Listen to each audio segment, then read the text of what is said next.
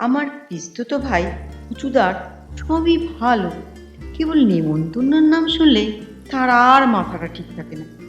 দিব্যি আছেন ভদ্রলোক, খাচ্ছেন দাচ্ছেন বাঁশি বাজাচ্ছেন, কোনো ঝামেলা নেই। এমন সময় হঠাৎ শুনতে পেলেন রাঘব মুখুজ্জের বাপের শ্রাদ্ধে নেমন্তন্ন করে গেছে। সঙ্গে সঙ্গে পুচুদার ভাবান্ত। দুদিন আগে থেকে খাওয়া কমিয়ে দিলেন, তারপর শুরু করে দিলেন ডন আর বৈঠক।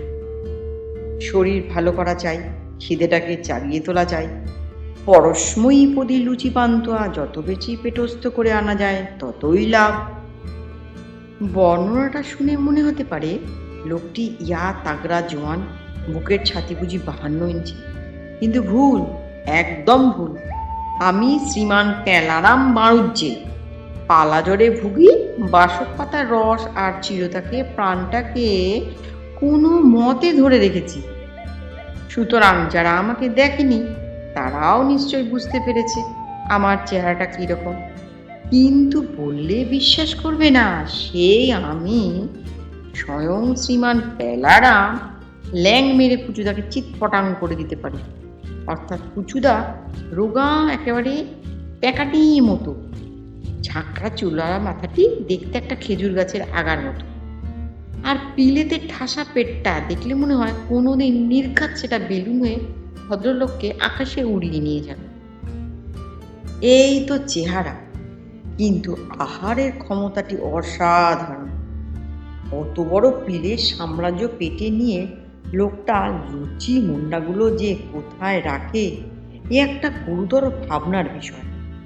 ক্লাসে অঙ্কের পরীক্ষায় আমি প্রায়ই গোল্লা খাই, তবু অনেক চিন্তা করে আমার মনে হয়েছে পুচুদার পেটের পরিধি নির্ধারণ করার চাইতে স্কয়ার রুটের অঙ্ক কষা সোজা। এই ভদ্রলোকের পাল্লায় পড়ে একবার একটা নিমন্ত্রণ রক্ষা করেছিলাম। জীবনে অনেক দুঃখই ভুলেছি, এমনকি গত বছর খেলার মাঠে কাটা ঘুড়ির পিছনে ছুটবার সময় একটা নেড়ি কুকুর যে আমার বড় সাধের নতুন অ্যালবার্ট জুতোজোড়া আমশক্ত ভেবে চিবিয়ে খেয়েছিল তা পর্যন্ত ভুলে যেতে রাজি আছি। কিন্তু পুচুদার সঙ্গে নেমন্তন্ন রক্ষা করতে গিয়ে যে সাংঘাতিক দাগা পেয়েছিলাম, মরে গেলেও সে আমি ভুলব না। থাকি মফস্বল শহর দিনাজপুরে, পড়ি জেলা স্কুলে। এমন সময় আমাদের দু ভাইয়ের পইতে হলো। আমি পেলা আর মেজদা নেলা। কানে বেল কাঁটার ফুটো দিয়ে নাক টিপে প্রাণায়াম করি আর পঞ্জিকা খুলে খুলে খুঁজি কবে সায়ং সন্ধ্যা নাস্তি। তোমাদের ভেতরে যাদের পইতে হয়েছে তারা নিশ্চয় জানো যে এই সময় ব্রাহ্মণ বটুদের দামটা কি রকম বেড়ে যায়।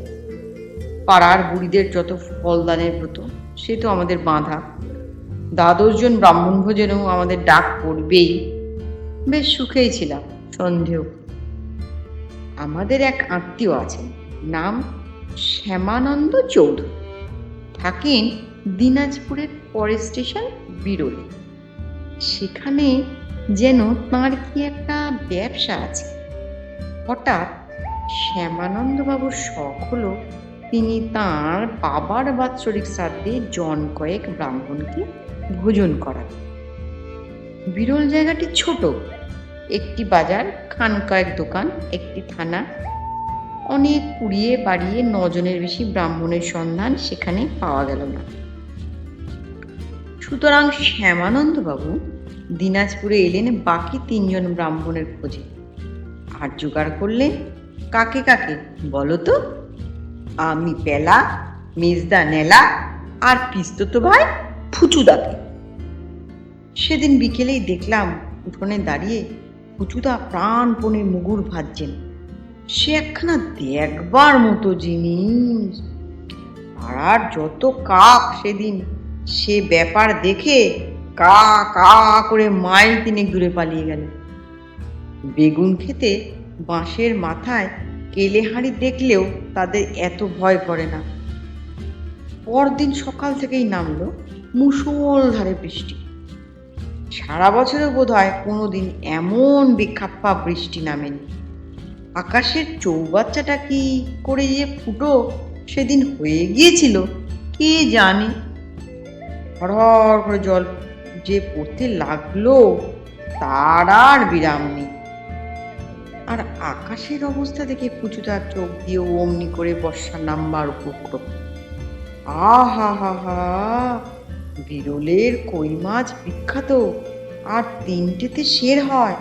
তাছাড়া আগের দিন বিকেলে শ্যামানন্দবাবু দিনাজপুর থেকে যে পরিমাণ বাজার করে নিয়ে গেছেন, তাতে ওখানে যে দস্তুর মতো একটা রাজস্ব যজ্ঞের আয়োজন করেছেন তাতেও সন্দেহ নেই।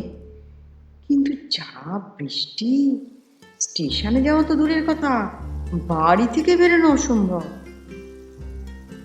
শুধু ফুটুদা কেন, আমাদের মনটাও খারাপ হয়ে গেল। 10টার ট্রেনে আমাদের যাওয়ার কথা। 9টা বাজতে না বাজতে ফুটুদা ছটফট করতে লাগলেন। ইচ্ছেটা ওই বৃষ্টির মধ্যেই বেরিয়ে পড়েন। শেষে আর থাকতে না পেরে ফুটুদা দরবার করতে গেলেন বাবার কাছে। মামা, ট্রেনের সময় তো হলো। বাবা ভয়ানক রাশভারী লোক। ছুটির দিন বসে বসে মোটা সোটা ফিলোসফির বই পড়েন, আর সে সময় কেউ তাকে বিরক্ত করলে ভয়ঙ্কর চটি যান। ফুচুদার কথা শুনে তিনি বই থেকে মুখ খুললেন, চশমাটা নামিয়ে আনলেন নাকের একেবারে ডগাতে, শান্তভাবে প্রশ্ন করলেন, তাতে কি হয়েছে? বিরল তো যেতেই হয়। বাবা বললেন, ব্রাহ্মণ ভোজনের ব্যাপার, না গেলে ভদ্রলোকের। মুখের কথাটা লুফে নিয়ে বাবা বললেন, ভদ্রলোকের স্বর্গ তো বাপের গলায় পিণ্ডি সেদবে না, এই তো? তা নয় সেদলো, এই বাদলার দিনে একবেলা উপোস করে থাকলেও তার ক্ষতি হবে না। ভেবেছ এই বৃষ্টির ভিতরে আমি তোমাদের বেরোতে দেব? তারপর ভিজে 3 জনের নিউমোনিয়া হলে ডাক্তারের করিগুণ বেশ শুনবে কে? শুনি। যাও এখন ঘরে বসে লজিক পড়ো, গিয়ে বিকেলে আমি পরীক্ষা নেব। হাড়ির মতন মুখ করে পুচুদা পালিয়ে। আমার ছোট বোন আদুলি অত্যন্ত ফাজিল, বললে, পুচুদা একটা কোলা ব্যাঙ মেরে উঠোনে চিৎ করে রাখো, এক্ষুনি বৃষ্টি ধরে যাবে। পুচুদা দাঁত খিচিয়ে বললেন, যা যা। কিন্তু কপাল ভালো, হঠাৎ ঝাঁ করে বৃষ্টিটা থেমে গেল। আর কথাবার্তা নেই। পুচুদা আমাদের 2 ভাইকে বগলদাবা করে সোজা ছুটতে রেল স্টেশনে। 10টার ট্রেনটা আধা ঘন্টা আগেই বেরিয়ে গেছে। আরো আধা ঘন্টা পরে 11টার গাড়ি পাওয়া গেল। আত্মপ্রসাদের হাসি হেসে পুচুদা বললেন, দেখলি তো ট্রেনটা কিরকম পেয়ে গেলাম? আরে শাস্ত্রে কি বলেছে জানিস? ব্রাহ্মণ ভোজনের নিমন্ত্রণ যে অবহেলা করে তাকে 64,000 রৌরব আর কুম্ভী পাক নরকে বাস করতে হয়। আমরা জিজ্ঞাসা করলাম, কোন শাস্ত্রে আছে পুচুদা? পুচুদা গম্ভীর হয়ে বললেন, পেটার্থ সংহিতায় লিখেছেন অগস্ত্য মুনি, দুনিয়ার সেরা পেটুক। এক চুমুকে সমুদ্রটাকেই জলপান করে ফেলেছিলেন। ট্রেনটা সবে স্টেশন ছেড়ে বেরিয়েছে। এমন হয় পুচুদার কথা ভালো করে শুনতে পাননি। দুর্গতি না আসেনি, না শুনেছিলেন বোধ করি দুর্গতি দায়নি। তাই পরমানন্দের দুর্গা আমাদের দুর্গতি শুরু করে দিলেন। রেল লাইনের পাশ দিয়ে কাঁচা রাস্তা, বর্ষায় তার যা শ্রী হয়েছে ভাষায় তা বর্ণনা করা সম্ভব না। হাঁটু প্রমাণ কাদা, তলায় জুতো চালান হয়ে যেতে লাগলো। পা উঠে এলো, জুতো এলো না। কাঁদা হাতড়ে যেমন করে লোকে জিওল মাছ ধরে তেমনি করে আমরা জুতো উদ্ধার করতে লেগে গেলুম। বৃষ্টি পড়ছে সমানে, ছাতার ভেতর দিয়ে জল চুইয়ে পড়ছে। মাঝে মাঝে দমকা হাওয়া, ঠিক যেন কই মাছের সঙ্গে চমচমের মতো মণিকাঞ্চন যোগ হয়েছে। জামা কাপড়ের 1/2 ইঞ্চিও শুকনো নেই ঠান্ডা হাওয়ায়। আর বৃষ্টির জলে আমরা হি হি করে কাঁদছি। পুচুদা বুক ঠুকে বললেন, ইসমে ক্যা হ্যায়, ধৈর্য চাই, বুঝলি, ধৈর্য চাই। দেখ না বিদ্যাসাগর মশাই।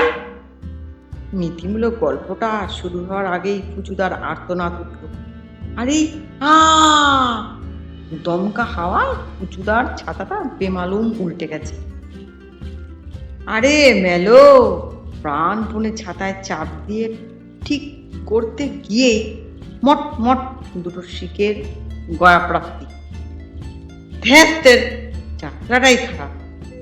এতক্ষণে পুচুদার শিকরোক্তি, কিন্তু দমবার লোক নন তিনি। বললেন, তা হোক, খাওয়াটা ভালো হবে। কি বলিস? বিরলের কই আর রাধিকাপুরের চম, কিন্তু বাকি চমটা বলবার আগে দম, একেবারে আলুর দম। পুচুদা কাদায় ভূত হয়ে গাত্রোত্থান করতে না করতেই আবার অধঃপতন। ইটেল মাটিতে পা আর দাঁড়ায় না। দৃশ্যটা উপভোগ করবো কি? ততক্ষণে আমরা দুভাই, আমি পেলা আর মেজদা নেলা, দুজনেই আছাড় খেয়ে পড়েছি। 5 মিনিট ধস্তাধস্তি পরে তিনজনে যখন উঠে দাঁড়াতে পারলাম, তখন কেউ কাউকে চেনা তো দূরের কথা, নিজেরাই নিজেদের চিনতে পারছি না। একটু আগেই পেলারাম ছিলাম, তাতে সন্দেহ নেই, কিন্তু এখন আমি কে?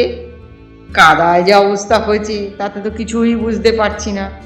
আমি এখন আমি হতেও পারি, মেজদা নেলাও হতে পারি, এমনকি ফুচুদা হওয়াও আশ্চর্য নয় বোধ হয়। নিজের নিজত্ব সম্বন্ধে সজাগ হওয়ার আগেই আবার পতন, আবার উত্থান, পুনরায় পতন।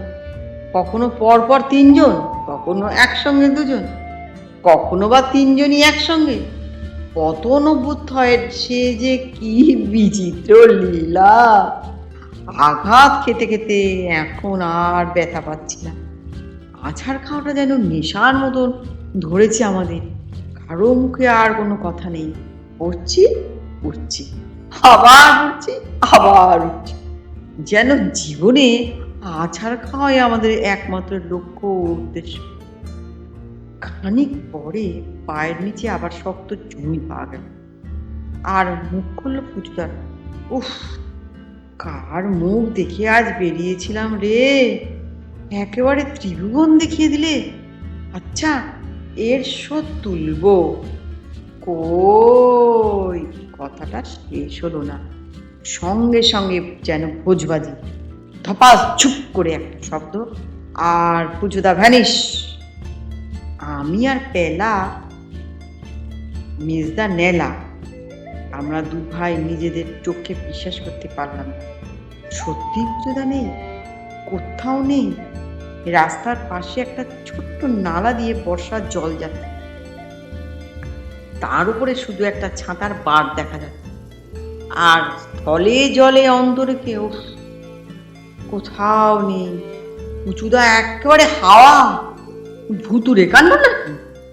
আমরা 2 ভাই প্রাণপণে কেঁচিয়ে উঠলাম, ও পুচুদা! নালার জলে বিরাট আলোড়ন।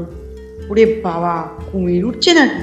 না, ভয় নেই, কুমির নয়, পুচুদা উঠে এলেন।